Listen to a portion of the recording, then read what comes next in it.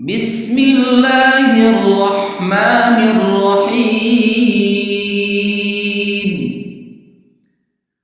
والفجر وليال عشر والشفع والوتر والليل إذا يسر هل في ذلك قسم لذي حجر ألم تر كيف فعل ربك بعاد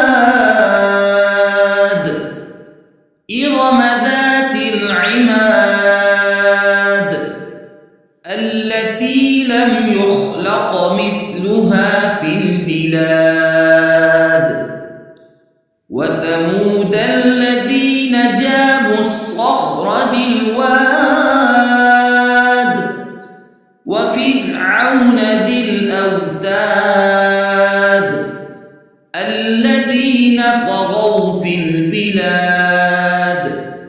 فأكثروا فيها الفساد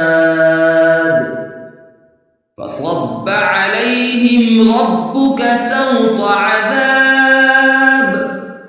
إن ربك لبالمرصاد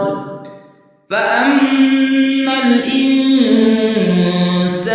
إذا ما ابتلاه ربه فأكرمه ونعمه فيقول ربي أكرمن وأما إذا ما ابتلاه فقدر عليه رزقه فيقول ربي أهانن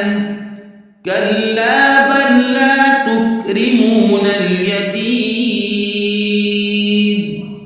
ولا تحاضون على طعام المسكين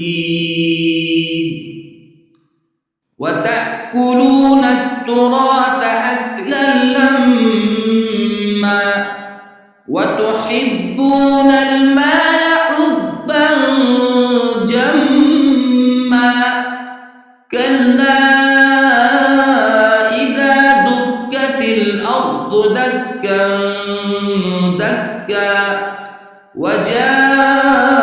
وجاء ربك والملك صفا صفا وجيء يومئذ بجهنم يومئذ يتذكر الإنسان وأنى له الذكرى يقول يا ليتني قدمت لحياتي فيومئذ لا يعذب عذابه أحد ولا يوثق وثاقه أحد يا